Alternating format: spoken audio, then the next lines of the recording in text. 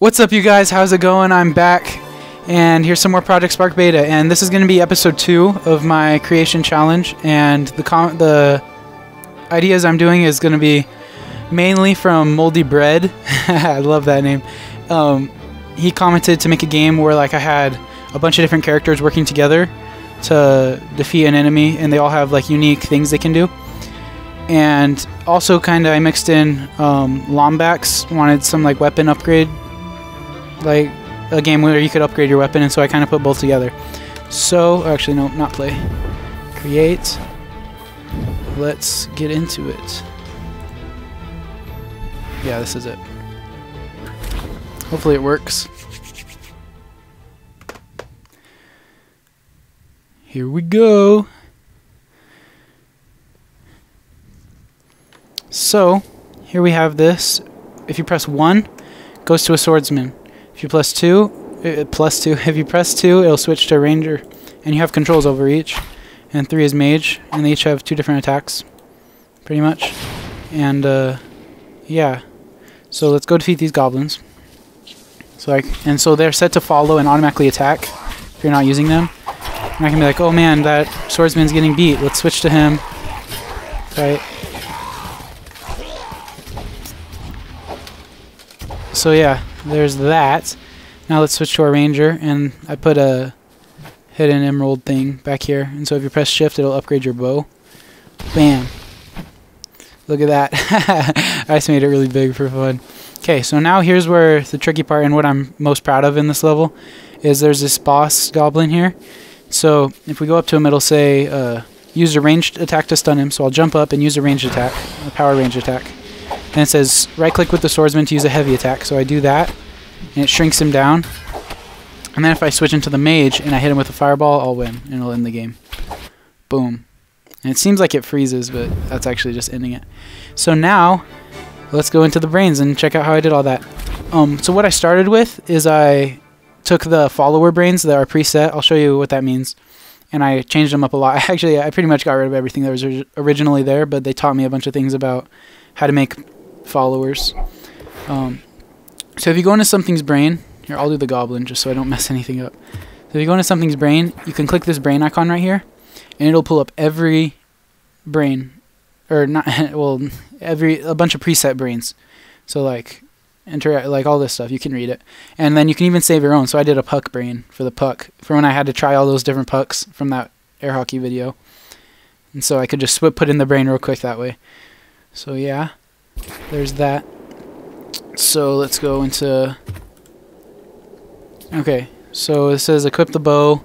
My team equals team 1. That way he won't be able to hurt anyone on my team. Display above his head a 2, so you know what to press.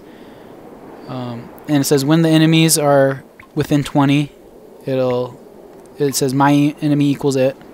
And so if they're not within 20, then it moves toward global my leader. And oh my goodness, I had such problems because I totally forgot about the global again. So it was saying like I would tell one guy that he was the leader and then the other guy to follow the leader, and it wasn't working, and I was so frustrated, but it's just because I didn't put global again. So hopefully I'll learn. I learned my lesson. So this is saying when the enemy's not dead, it'll keep attacking. And so this whole thing was already here from the follower brain, and I like it. It says this attack, it could be a random number from 0.9 to 125, so it kind of changes the attack speed at random, but like not too much. You can hardly notice. And so what I added on is when you press 2, it'll switch to the next page. And this is just for the upgrade. So if I press shift and it is detecting the emerald, it'll equip the big bow. So we'll go over to page 2. So as soon as you switch to page 2, after you press whatever numbers above their head, it'll say follow camera, and so the camera will zoom in on them. And then I give it move and jump, and then this says if I press 3 or 1, it'll switch back to this one, and so then it will be a follower again, an auto attack and everything. So here's the attacks. Left mouse button is just to shoot, and then right mouse button is to shoot with a wind up, unblockable with this special arrow. And it plays an effect. It's that charge up effect that you saw. It was pretty cool. It kind of lags it out though. And then also as soon as it switches over to this, it says the leader equals me, so that becomes the leader that the other 2 will follow. And then here another upgrade, so that way even if I'm not the leader with the ranger, when I do the emerald, it'll still upgrade him, like back wherever he is. So all the other brains are almost the exact same, except for the attacks a little bit. And then goblin brains are just what they came with already. And then the boss brain, how I made it like the progression. And I just made it super easy to beat him. Like, you can't really lose, because as soon as you hit him with the arrow, he's stunned, and then he doesn't ever go back.